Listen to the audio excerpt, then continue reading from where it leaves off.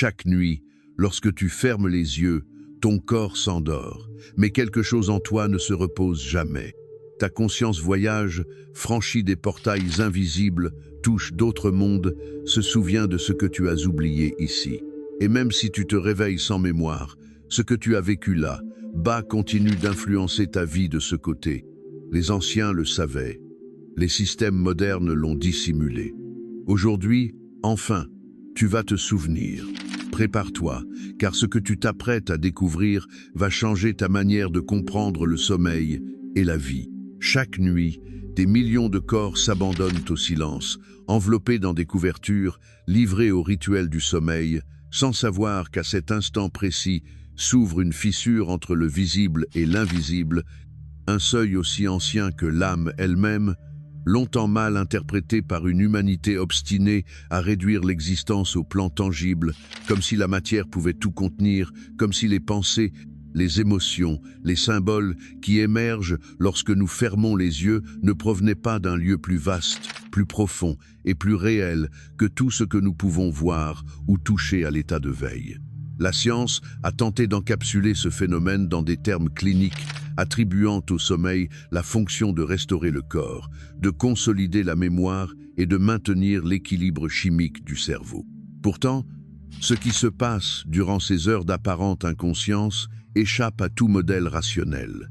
Car s'il ne s'agissait que d'un processus biologique, comment expliquer les rêves prémonitoires, les idées révélatrices surgies de nulle part, la sensation d'avoir vécu des années en une seule nuit, les émotions qui persistent avec une intensité intacte au réveil, ou cette compréhension soudaine de quelque chose jamais appris à l'état conscient?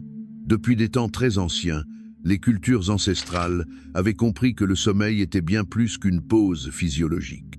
Elles le considéraient comme un rite de passage, une initiation quotidienne permettant à la conscience de se détacher du corps et de naviguer à travers d'autres plans d'existence, d'autres dimensions non soumises au temps ni à l'espace. Des dimensions que beaucoup aujourd'hui jugent mythiques, imaginaires ou purement symboliques, alors qu'elles constituent en réalité une part essentielle de notre être. Dans les papyrus égyptiens, le sommeil était désigné comme le petit jugement, une pratique de l'âme anticipant son voyage après la mort. Les anciens Tibétains, quant à eux, enseignaient à leurs moines l'art du rêve lucide comme voie d'éveil spirituel. Ces savoirs ont été écartés, brûlés ou réduits au silence par des structures de pouvoir qui craignaient ce qu'elles ne pouvaient contrôler, par des systèmes qui avaient besoin que l'être humain croie qu'il n'est qu'un corps, qu'un esprit, qu'un rouage dans une machine physique et objective. Mais le corps, si central qu'il paraisse dans l'expérience humaine, n'est qu'un véhicule temporaire, un réceptacle nécessaire pour évoluer dans ce plan. La conscience, cette étincelle immuable qui observe, qui se souvient, qui ressent et qui questionne, ne se limite ni au crâne ni à la chair. Elle est capable de se dissocier, de s'étendre, de franchir les limites de la perception ordinaire. Lorsque nous dormons, ce qui s'éteint réellement, c'est le bruit du monde, l'insistance de l'ego, les exigences du quotidien. Et lorsque tout cela se tait, ce qui demeure, c'est l'essence pure, la part de toi qui ne vieillit jamais, qui ne dort jamais, qui n'oublie jamais. C'est dans cet espace que commence le voyage, ce que beaucoup d'anciens appelaient le grand rêve, et que d'autres, avec moins de poésie, nommaient le détachement nocturne, une expérience aussi universelle que négligée, aussi quotidienne que sacrée, car elle a lieu chaque nuit, chez tout le monde, sans exception, que l'on y croit ou non. Parfois, ces voyages sont doux, presque imperceptibles, comme une brise qui passe sans laisser de traces. D'autres fois, ils sont intenses, mémorables, bouleversants, laissant des empreintes qui persistent des jours, voire des années, comme lorsqu'on rêve d'un lieu inconnu que l'on retrouve ensuite dans la réalité, ou lorsqu'un être cher disparu apparaît avec un message clair et précis, riche de détails impossibles à inventer, porteur d'une vérité qu'aucune imagination ne pourrait simuler. La plupart des gens traversent le sommeil sans conscience, sans préparation, sans intention. C'est pourquoi ils en reviennent sans souvenir, sans révélation, sans réponse. Mais cela ne signifie pas qu'ils n'ont pas voyagé cela, signifie simplement qu'ils n'ont pas été formés à voir, à ressentir, à se souvenir. Le fait de ne pas se rappeler n'est pas une preuve qu'il ne s'est rien passé, tout comme oublier un voyage ne veut pas dire qu'il n'a pas eu lieu. Il est donc nécessaire de porter un nouveau regard sur le sommeil, non plus comme une pause biologique, mais comme une expérience multidimensionnelle, une opportunité quotidienne d'accéder à ce qui reste d'ordinaire caché, de toucher au mystère, d'observer notre existence depuis un espace plus vaste. Chaque nuit, une porte s'ouvre. Et en la franchissant, nous rencontrons des fragments d'autres réalités, des échos de vie parallèles, des symboles parlant une langue oubliée, des êtres qui nous accompagnent depuis des plans que notre raison ne sait nommer. Il ne s'agit pas de croire aveuglément à l'ésotérisme, ni de bâtir un système dogmatique, mais de reconnaître que l'expérience du rêve, lorsqu'on l'observe avec attention et qu'on la vit avec intention, révèle des dimensions de l'être que l'état de veille ne saurait offrir. L'erreur fondamentale a été de croire que dormir, c'est se déconnecter, alors qu'en réalité, c'est se connecter à ce qui dépasse la surface, à ce qui est en dedans et en dehors à la fois, à ce qui ne meurt pas. Dans cette perspective, dormir devient un acte spirituel, un retour cyclique à l'origine, un rappel que nous sommes bien plus que ce que nous croyons être, une expérience qui peut transformer notre manière de comprendre notre vie quotidienne, nos relations, nos peurs, notre vocation la plus profonde. Au moment où tu fermes les yeux, une transition commence. Et si tu oses rester conscient quelques secondes de plus, si tu apprends à observer ce seuil, tu pourras le sentir. Un léger changement dans l'énergie, un bourdonnement subtil, une expansion qui se produit à la fois en toi et autour de toi, comme si l'air changeait de texture, comme si ton corps devenait lourd et léger en même temps. Ce moment est sacré. C'est là que l'observateur se détache de l'instrument, que la conscience se libère des coordonnées du monde physique et commence à se mouvoir avec la liberté qui lui est naturelle. Les cultures ancestrales comprenaient cette séparation comme une part du cycle éternel de la vie, de la mort et de la renaissance, un processus qui ne survient pas une seule fois à la fin de la vie physique, mais chaque nuit, chaque fois que nous nous abandonnons au sommeil avec humilité, confiance et ouverture. Dormir, c'est mourir un peu non pas dans le sens tragique du mot, mais comme un acte d'abandon, de lâcher prise, une permission donnée à la conscience d'accomplir sa nature exploratrice et réceptive. Et s'il est une chose qui revient dans tous les témoignages anciens et modernes d'expériences hors du corps, de rêves lucides, de visions oniriques ou de contact avec d'autres réalités, c'est cette vérité silencieuse. Pendant le sommeil, tout devient possible. Les lois qui régissent le monde éveillé se dissolvent, le temps se replie sur lui-même, les espaces se recomposent et la conscience, libérée du poids de la logique et de la peur, accède à ce que l'âme se souvient même si l'esprit l'a oublié. Le mystère du rêve n'est ni une fantaisie ni un caprice spirituel, c'est une dimension fondamentale de l'expérience humaine. Et seul celui qui ose l'observer avec respect, sans préjugés, peut découvrir que chaque nuit est une invitation à connaître l'univers de l'intérieur, à explorer des territoires qui n'apparaissent sur aucune carte, à se rappeler, enfin, qu'en nous réside quelque chose d'éternel qui ne dort jamais. Lorsque le corps se livre enfin au repos, enveloppé dans son rituel quotidien de respiration apaisée, de rythme cardiaque ralenti et de relâchement musculaire, débute en parallèle un processus bien plus subtil, silencieux et déterminant un phénomène à peine perçu par l'esprit ordinaire, mais évident pour celui qui a appris à regarder au-delà du voile de la veille. À cet instant, la conscience se déplace, se détache partiellement du corps, franchit des frontières invisibles et continue d'exister avec une intensité que nous reconnaissons rarement. C'est un mouvement ancien, instinctif, inscrit dans la structure même de notre être. Et pourtant, il reste largement ignoré parce que le monde moderne a émoussé notre sensibilité à tout ce qui ne peut être mesuré par des instruments physiques. Cette conscience qui voyage n'est ni un concept métaphorique, ni une invention poétique. C'est une réalité attestée par des milliers de récits d'expériences extracorporelles, de rêves lucides, de visions spontanées et de pratiques spirituelles millénaires. Du bardo todol tibétain aux enseignements hermétiques d'Alexandrie, en passant par les chroniques chamaniques des Amériques, la conscience a toujours été reconnue comme une entité indépendante du corps physique, capable de se déplacer entre les plans sans perdre son identité essentielle. Ce savoir a été conservé avec soin par des lignées initiatiques et des sages de différentes cultures, non parce qu'il était secret par essence, mais parce qu'il nécessitait une préparation intérieure pour être compris sans sombrer dans le délire ou la banalisation. L'une des clés pour comprendre ce phénomène réside dans l'observation que, pendant le sommeil, tout ne s'éteint pas. Le corps entre dans un état de maintenance automatique, régi par des fonctions végétatives qui ne requièrent aucun contrôle conscient. Pourtant, une partie de toi reste éveillée, elle enregistre, elle se déplace, elle observe depuis une autre perspective, et parfois, au réveil, elle laisse des traces. Une sensation persistante, un souvenir morcelé, une émotion intense qui ne trouve pas son origine dans le plan physique. C'est cette portion vivante, active, inaltérable, qui chaque nuit entreprend une traversée indépendante du corps et des lois de la gravité. Les anciens sages parlaient de cette séparation temporaire comme d'une répétition de la mort. Ils disaient que chaque nuit, nous mourrons un peu non parce que quelque chose se détruit, mais parce que quelque chose se libère. En dormant, l'ego perd de sa puissance, l'identité quotidienne se dissout, les masques sociaux tombent, et ce qui demeure, c'est la conscience nue, sans étiquette, sans rôle, sans frontières.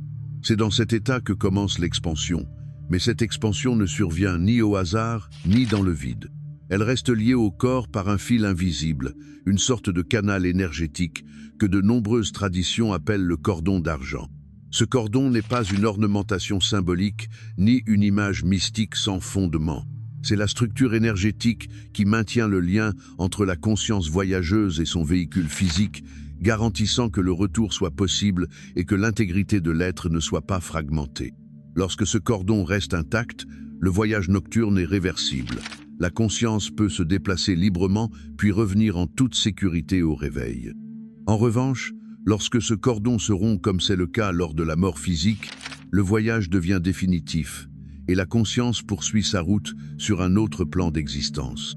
Cette compréhension était essentielle pour de nombreuses civilisations qui ne voyaient pas la mort comme une fin, mais comme la continuité naturelle d'un processus qui se produit déjà chaque nuit. Le sommeil était donc perçu comme une préparation, un entraînement sacré, une occasion quotidienne de pratiquer l'art du lâcher-prise, de mourir consciemment, de naviguer avec lucidité dans le monde invisible. Le problème de la culture moderne, c'est qu'elle a coupé l'être humain de cette dimension. On nous a appris à craindre le mystère, à ridiculiser l'invisible, à réduire tout ce qui n'est pas tangible à de la fantaisie ou de la superstition. Cette négation a appauvri en profondeur notre expérience humaine, comme une forme d'amputation symbolique qui nous empêche de reconnaître notre véritable nature. Car si nous savions, si nous nous rappelions ce qui se passe réellement pendant le sommeil, nous vivrions autrement. Nous entrions en relation avec l'existence depuis un autre lieu, avec une autre profondeur, un autre sens. Nous n'aurions plus autant peur de la mort, ni ne serions aussi obsédés par le contrôle de chaque aspect de l'état de veille. Nous deviendrions humbles face à l'immensité qui nous traverse chaque nuit. Il existe des moments, pendant le sommeil, où la conscience atteint des niveaux de perception impossibles à expérimenter en plein jour. Des lieux qui ne relèvent pas de la mémoire, des sensations qui ne proviennent pas du corps, des compréhensions qui ne sont pas nées de l'étude ou de la réflexion, mais du contact direct avec des sources de sagesse non linéaires. Certaines personnes se réveillent avec des idées révolutionnaires, des solutions complexes, des inspirations artistiques ou des intuitions si précises qu'elles changent le cours de leur vie. Et cela n'est pas un hasard.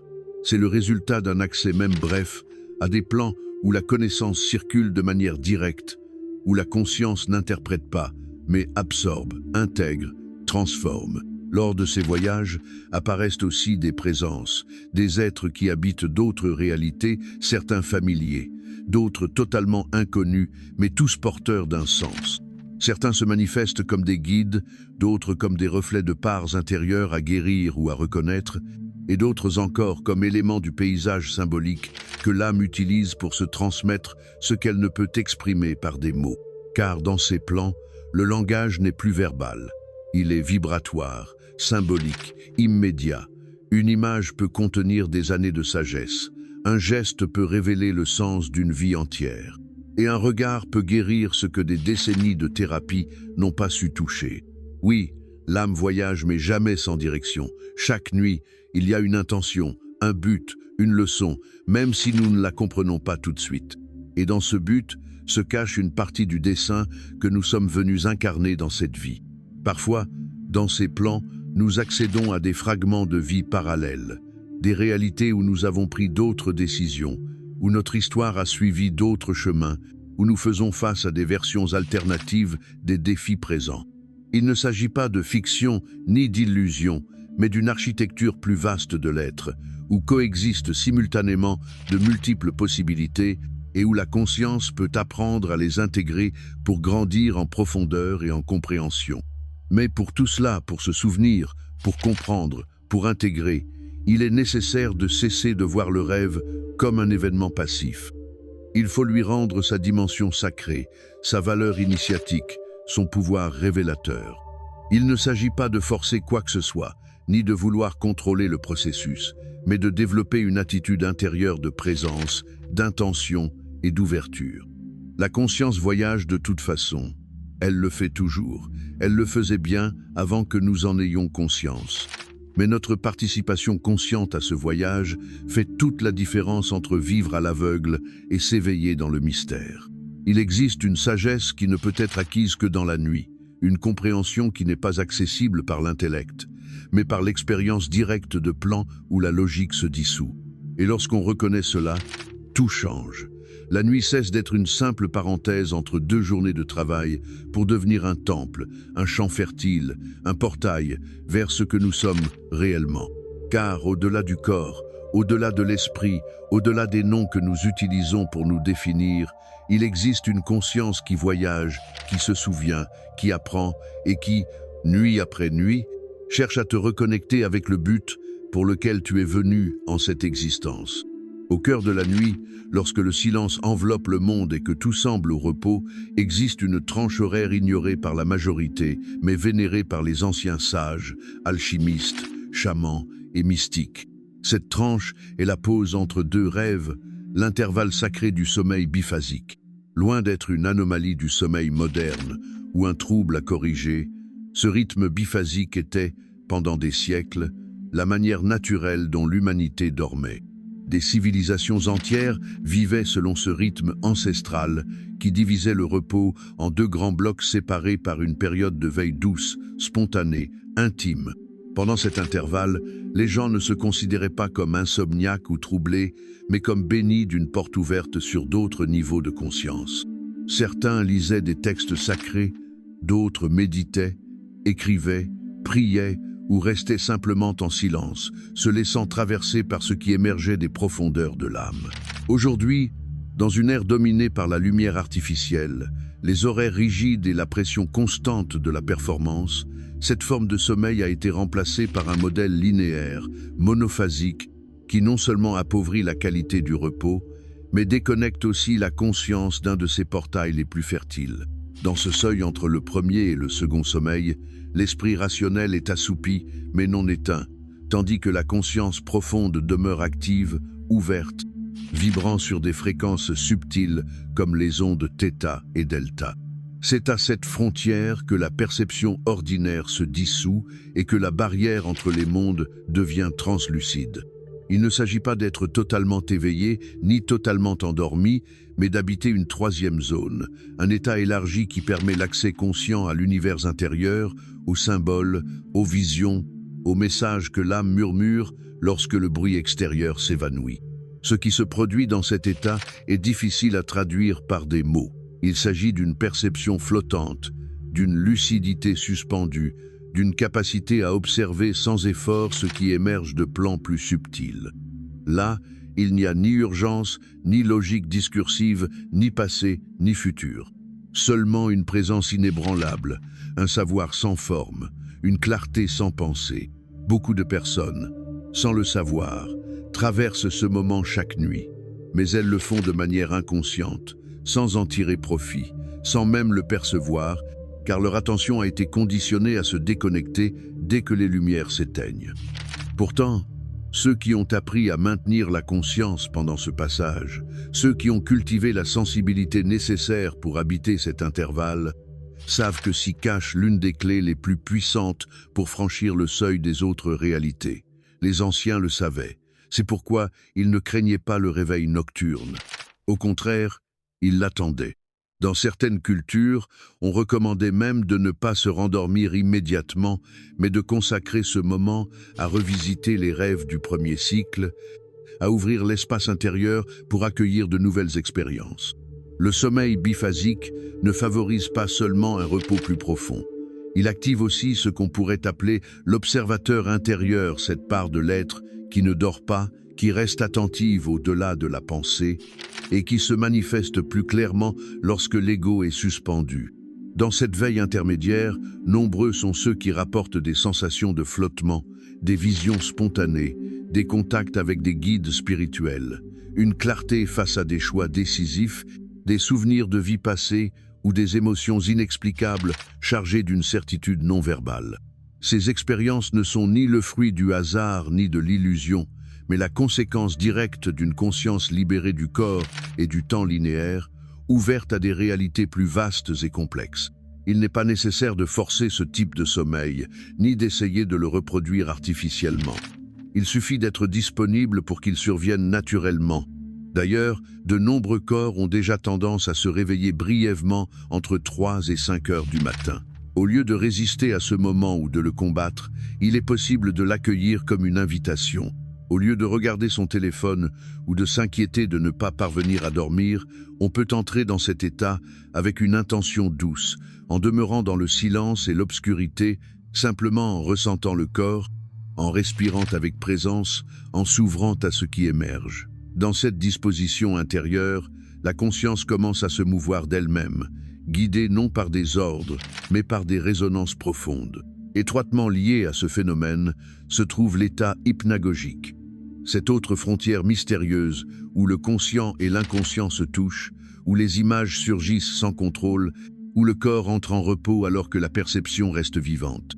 C'est le point de passage entre la veille et le sommeil, cet instant précis où l'esprit logique commence à se dissoudre sans être encore remplacé par la logique du rêve. Dans cet espace émergent des formes, des sons, des lumières, des mouvements qui échappent aux lois physiques, mais qui, pour autant, ne sont pas irréels, bien au contraire. C'est là que l'âme commence à recevoir une information vibratoire, des images archétypales, des symboles qui activent des mémoires profondes, des intuitions directes qui, si elles sont intégrées avec respect, peuvent ensuite orienter des choix importants dans la vie quotidienne. Nombreux sont ceux qui traversent l'état hypnagogique sans le remarquer. Ils s'endorment rapidement, sans présence, sans observer ce qui se passe dans ce passage subtil. Mais ceux qui s'entraînent à rester conscients à cet instant commencent à percevoir des détails extraordinaires, des motifs lumineux, des bourdonnements énergétiques, des sensations de déplacement, voire la perception nette de quitter le corps et de l'observer depuis un autre point de vue. Ces phénomènes ne sont pas des symptômes de pathologie ni des hallucinations dénuées de sens. Ils sont les manifestations d'un processus naturel longtemps réprimé. La conscience s'élargit dès lors qu'on lui accorde l'espace et l'attention qu'elle mérite, et l'état hypnagogique est l'un de ses portails les plus privilégiés. Habiter cette zone exige de la délicatesse. Si l'on tente de la contrôler, elle s'évanouit. Si l'on retombe dans les pensées discursives, elle se ferme. Mais si l'on reste dans un état mental détendu, sans attente, accueillant simplement ce qui vient, alors s'ouvre une richesse intérieure qui dépasse toute expérience extérieure. Dans ce seuil, de nombreuses âmes ont reçu des noms oubliés, des missions de vie, des fragments d'existences antérieures, ou encore des rencontres avec des présences non physiques qui agissent comme des guides, des rappels ou des protecteurs. Rien de tout cela ne peut être prouvé par des méthodes conventionnelles, mais tout peut être ressenti avec une certitude viscérale impossible à nier. La clé réside dans l'intention. La conscience est sensible à la direction qu'on lui donne. Si, avant de dormir, l'on pose clairement un désir authentique de se souvenir, d'apprendre, de recevoir ce qui est nécessaire à l'évolution de l'âme, alors cette intention agit comme une boussole. La conscience nocturne la suit, la cherchent, l'honorent. Et c'est dans cet alignement que le voyage devient plus clair, plus mémorable, plus transformateur. Il ne s'agit pas de manipuler ce qui se passe en rêve, mais de l'accompagner, de l'assister, d'entrer en résonance avec un processus déjà en cours. En somme, le sommeil biphasique et l'état hypnagogique sont des portails naturels vers des dimensions supérieures de la conscience. Ce sont des espaces qui ont toujours été là, attendant d'être habités avec présence et révérence. Retrouver ces pratiques ne signifie pas fuir la réalité, mais l'élargir, l'enrichir, lui redonner sa profondeur. Cela signifie comprendre que chaque nuit est une opportunité sacrée de se reconnecter à l'invisible, à ce qui dépasse la matière, à ce que l'état de veille ne peut offrir. Dormir ne sera plus alors une simple pause vide de sens, mais une porte ouverte vers la véritable connaissance. Une fois que la conscience a franchi le seuil du corps physique et glisse à travers les plans subtils du sommeil, ce qu'elle y découvre n'est pas un vide indifférent, ni une projection chaotique de désirs refoulés, mais un univers structuré, vibrant de vie, de mouvement, de symboles et surtout de rencontres. C'est dans ce territoire que l'expérience onirique devient un véritable voyage vivant, un théâtre d'interaction constante avec des entités, des énergies, des mémoires, des fragments d'autres temps et des visages qui, même s'ils n'ont jamais été vus dans le monde de la veille, éveillent une familiarité si intime que l'esprit rationnel en reste muet. Ces présences, souvent perçues comme faisant partie du rêve, sont en réalité des manifestations d'autres consciences avec lesquelles ton âme entre en contact, certaines aussi anciennes que le temps, d'autres liées à ton propre parcours dans cette vie ou dans d'autres existences. Tous ces échanges n'ont pas la même nature. Il y a des guides qui apparaissent pour orienter, transmettre un savoir, protéger ou simplement maintenir la cohérence du voyage. Certains se présentent sous forme de figures lumineuses, de sages anciens, d'animaux symboliques ou même de personnes familières qui, dans cet état élargi, révèlent des aspects totalement nouveaux d'elles-mêmes. La conscience reconnaît au-delà des formes.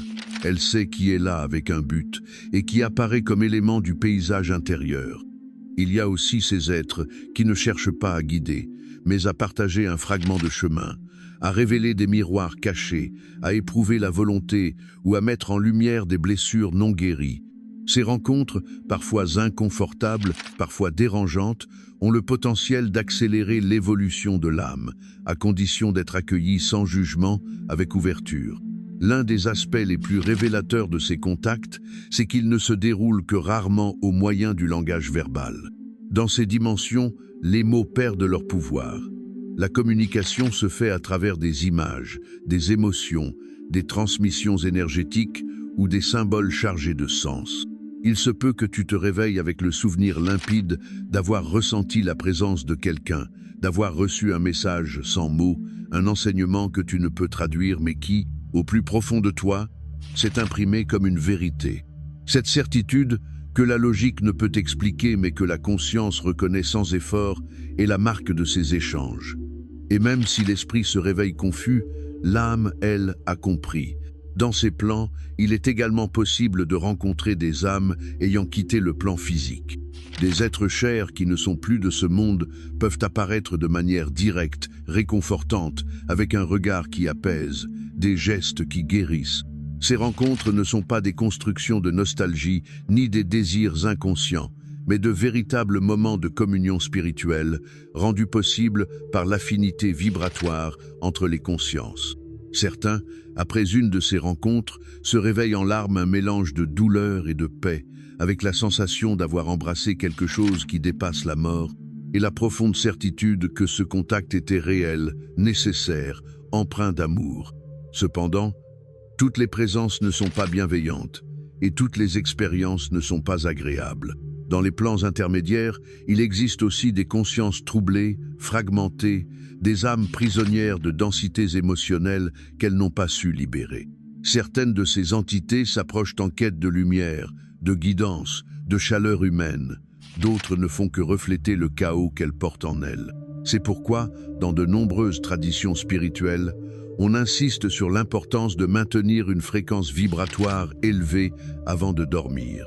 Il ne s'agit pas de craindre ce que l'on pourrait rencontrer, mais de s'accorder à une vibration claire pensée de gratitude, intention lumineuse, amour et protection, afin que la conscience chemine à travers des espaces harmonieux et que les rencontres soient en résonance avec cet état de l'être.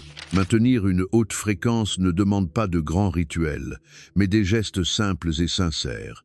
Remercier la journée, pardonner véritablement, relâcher le jugement, respirer en conscience. C'est cela, la véritable préparation du voyageur nocturne, une disposition intérieure qui permet que ce qui se manifeste de l'autre côté ne soit pas le reflet de la peur, mais l'expression d'une âme en expansion. Certaines personnes, rien qu'en cultivant cette attitude, ont rapporté un changement radical dans la qualité de leurs rêves. Moins de confusion, plus de lucidité, plus de guidance, plus de souvenirs utiles, plus de paix au réveil. Car l'univers intérieur répond toujours à la fréquence avec laquelle on l'appelle. Au-delà des contacts avec d'autres entités, il existe un autre type de rencontre, encore plus déconcertant, celle avec des versions alternatives de soi-même. Dans certaines phases du sommeil profond, la conscience peut accéder à des réalités parallèles, où d'autres choix ont été faits, où une existence totalement différente se déploie, avec d'autres défis, d'autres relations, d'autres contextes, d'autres résultats. Ces rencontres ne sont ni des allégories, ni de simples jeux de l'esprit. Elles sont des accès à des lignes temporelles simultanées dans lesquelles l'âme explore d'autres façons d'être. Voir un autre toi, emprunter les chemins que tu as refusés, affronter des peurs que tu n'as pas encore dépassées, développer des talents qui, dans ta vie actuelle, sommeillent encore, peut être un miroir à la fois brutal et profondément révélateur.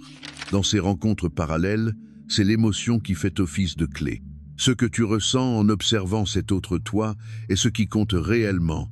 Admiration, rejet, désir, tristesse, émerveillement. Chacune de ces émotions contient une information essentielle sur ce que tu n'as pas encore intégré, sur ce que ton âme désire, sur ce que tu redoutes de devenir ou d'accomplir. Ces rêves, lorsqu'ils sont mémorisés, n'apportent pas seulement des données. Ils provoquent un sursaut d'énergie, une urgence à agir, à changer, à honorer ce qui, jusque-là, était resté caché. Souvent, ceux qui vivent de telles expériences se réveillent avec une lucidité soudaine, une décision déjà prise, une certitude venue non de la raison, mais de l'âme, qui a entrevu une autre possibilité et ne peut plus la nier. Mais ces rencontres ne surviennent pas par hasard. Elles font partie d'un tissu plus vaste, d'une pédagogie invisible que l'âme suit même lorsque l'ego dort. Tous les rêves ne se valent pas. Certains ne sont que des fantasmes éphémères, des résidus mentaux, des répétitions du quotidien. Mais il en est d'autres qui portent une charge énergétique distincte, un poids symbolique, une clarté vibratoire qui les rend immédiatement reconnaissables. Ces rêves sont des portes, et en les franchissant, la conscience accède non seulement à de l'information, mais à une transformation. Car savoir ne suffit pas. Il faut intégrer, et pour intégrer, il faut être présent. Il faut apprendre à se souvenir. Se souvenir, ce n'est pas seulement ramener des images à la surface de la pensée, c'est permettre à ce qui a été vécu dans d'autres réalités de modeler ta manière d'être dans celle-ci. Un rêve lucide n'est pas seulement une expérience extraordinaire, c'est un outil pour s'éveiller dans sa propre vie. Une rencontre spirituelle n'est pas qu'un réconfort, c'est une mission transmise.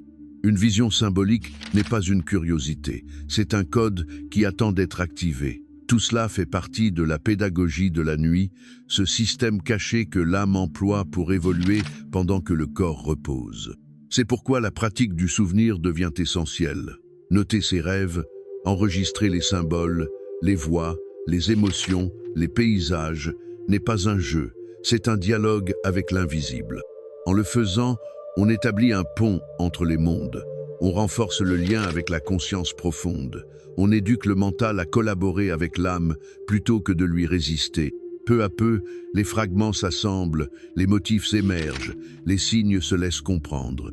Alors la nuit cesse d'être un territoire obscur pour devenir une salle de classe lumineuse, où chaque expérience, chaque présence, chaque image a un sens.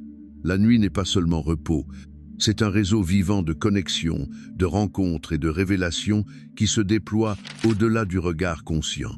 Apprendre à habiter cet espace avec lucidité, c'est s'ouvrir à une dimension de l'être qui ne s'enseigne dans aucune école et ne se trouve dans aucun livre.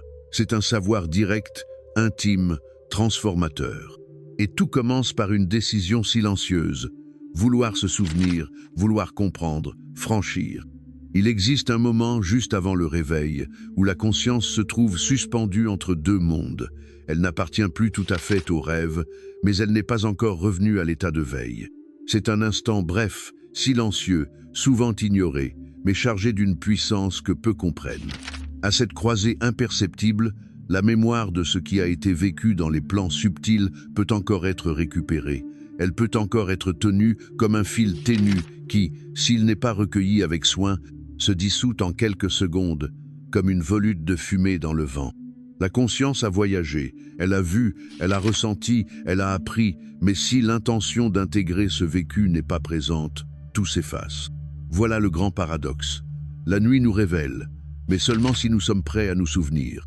Ce souvenir n'est pas un acte mécanique. Il ne s'agit pas seulement de ramener des images à l'esprit. C'est une disposition de l'âme, un geste de respect envers l'invisible. Une reconnaissance que ce qui a été vécu en rêve fait aussi partie de ton chemin, qu'il porte aussi des messages, qu'il contient aussi des clés pour ta croissance intérieure.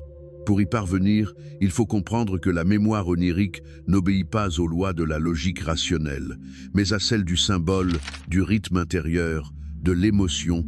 C'est pourquoi ce qui émerge en premier au réveil n'est pas toujours une image précise, mais parfois une sensation, une couleur, un mot isolé, un écho qui vibre dans le corps avant de prendre forme dans l'esprit. Si tu apprends à accueillir cet écho, si au lieu de te lever brusquement, tu restes quelques secondes en silence, les yeux fermés, respirant profondément, laissant revenir la mémoire sans la forcer, tu verras que quelque chose se révèle.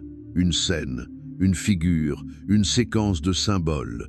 L'essentiel n'est pas de tout comprendre immédiatement, mais de noter ce qui vient tel que cela vient. L'écrire, le dessiner, le ressentir, c'est la première pratique d'intégration, car en écrivant tes rêves, tu les arraches à l'oubli, tu les ancres dans le monde physique, tu leur donnes un corps, tu leur donnes une voix, et eux, en se sentant écoutés, reviennent avec plus de force, plus de clarté, plus de sens. Mais ce souvenir ne suffit pas. La véritable alchimie du rêve se produit lorsque ce que tu te rappelles commence à te transformer. Quand une image nocturne t'éclaire dans une décision importante, quand une émotion vécue dans un autre plan t'aide à guérir une blessure, quand une phrase entendue en rêve résonne encore, des jours plus tard, comme un avertissement ou une confirmation. Tout ce qui survient dans les plans subtils a une résonance dans la vie physique. L'âme ne voyage pas pour se distraire, elle voyage pour se connaître. Et elle ramène des fragments de vérité qui, s'ils sont accueillis avec humilité, peuvent modifier la trajectoire entière de ton existence. L'intégration exige aussi de l'action. Il ne s'agit pas de se perdre dans le symbolisme, ni de transformer le rêve en addiction mystique. Il s'agit de regarder ta vie à la lumière de ce que tu as vécu pendant la nuit. Parfois, un seul rêve suffit à révéler clairement ce que tu évitais d'affronter depuis des années, ou à faire émerger un potentiel endormi que tu ne peux plus nier. La conscience nocturne est directe. Elle ne tourne pas autour du pot. Son langage est limpide pour celui qui ose ressentir sans fuir. Et s'éveiller, ce n'est pas simplement ouvrir les yeux le matin. Le véritable éveil, c'est prendre conscience que le monde visible n'est qu'une fraction de la réalité. C'est savoir qu'à chaque nuit, tu accèdes à des dimensions qui font aussi partie de toi, que ton âme vit au-delà du corps, et que chaque expérience nocturne est une occasion de te rappeler qui tu es vraiment. S'éveiller, c'est vivre les deux mondes ouverts, les deux yeux de l'âme éveillés, avec la certitude que tu n'es pas ici par hasard, ni pour répéter une routine vide de sens, mais pour entreprendre un voyage profond d'expansion qui ne s'arrête pas à la tombée de la nuit, mais qui, au contraire, commence à ce moment-là. Et dans ce voyage, tu n'es pas seul, non seulement parce qu'il existe des guides, des gardiens, des présences qui accompagnent ta traversée, mais aussi parce que des milliers d'âmes, comme la tienne, commencent à se souvenir, à s'éveiller, à ressentir depuis longtemps qu'il y a quelque chose de plus. Elles pressentent que le rêve est une clé, non une prison. Elles reconnaissent que chaque symbole est une porte, que chaque nuit, si elle est vécue avec intention, peut révéler un monde entier à l'intérieur de l'âme. Ce chemin demande une discipline bienveillante, non pas pour imposer des règles rigides, mais pour entretenir la flamme de l'attention. Dormir avec un but, se réveiller avec humilité, honorer le silence intérieur. Apprendre à reconnaître les signes. Parfois ce sera un symbole, parfois une émotion vive, parfois un vide parlant. Tout cela fait partie du langage de l'âme. Et comme tout langage sacré, il s'apprend avec le temps, avec l'écoute, avec le don de soi. Ne t'impose pas de résultats immédiats. La mémoire de la conscience nocturne est comme un muscle endormi. Elle s'éveillera petit à petit, si tu l'exerces avec respect. Et lorsqu'elle le fera, elle t'ouvrira la porte d'une dimension de toi-même qui a toujours été là, en attente d'être rappelée. Tu commenceras à remarquer des schémas, des rêves récurrents qui cesseront de te sembler absurdes. Des images qui se lient à des moments oubliés de ta vie, des voix qui arrivent au moment exact. Rien de cela n'est un hasard. C'est ta conscience qui t'apprend à vivre de manière plus complète, plus profonde, plus vraie. Voici venu le moment où tu peux choisir. Tu peux continuer à dormir comme avant, sans prêter attention à ce qui se passe durant ces heures, ou tu peux répondre à l'appel. Pas de manière spectaculaire, mais intime. Tu peux décider qu'à partir d'aujourd'hui, ta nuit fera aussi partie de ton éveil. Que fermer les yeux ne sera plus un geste d'oubli, mais une ouverture. Que chaque rêve sera une question, chaque rencontre un enseignement, chaque sensation une indication. Et si tu sens que tout cela résonne en toi, au plus profond, ne l'ignore pas. Il y a une raison pour laquelle tu lis ces mots. Ce n'est pas un hasard, c'est une synchronicité. C'est l'écho de ta propre conscience qui t'appelle à regarder de nouveau vers l'intérieur, à ne plus craindre l'invisible, à embrasser ce que ton âme sait déjà et que ton esprit commence à peine à se rappeler. C'est pourquoi, si cette lecture a éveillé quelque chose en toi, si tu sens qu'une vérité endormie s'est animée dans ta poitrine, je t'invite à faire un pas de plus, à t'engager envers toi-même, envers ta lumière, envers ton processus, à cesser de repousser l'appel. Commence par le plus simple. Écris ce que tu rêves, remercie avant de dormir, fais de la place pour recevoir. Tu n'as pas besoin de transformer toute ta vie tout de suite, seulement de changer ta manière de regarder la nuit. Et si tu souhaites approfondir ce chemin, si tu sens que le moment est venu de retrouver ton pouvoir intérieur et de te rappeler ce que ta conscience fait chaque nuit, rejoins la communauté que nous avons créée pour cela. Nous y partageons des pratiques, des expériences, des enseignements, et surtout, nous accompagnons l'éveil de celles et ceux qui ne veulent plus rester endormis dans le rêve du quotidien. Car tu n'es pas ici simplement pour travailler, consommer ou survivre. Tu es ici pour te souvenir, tu es ici pour franchir, tu es ici pour t'éveiller. Si tu as senti que quelque chose en toi s'est éveillé à travers ce message, ne l'ignore pas. Aime cette vidéo pour que d'autres âmes se souviennent de ce qu'elles ont oublié. Et si ce contenu a résonné avec toi, abonne-toi à la chaîne et active la cloche, car nous ne faisons que commencer à franchir ensemble les portes de la connaissance, celle qui a toujours été en toi.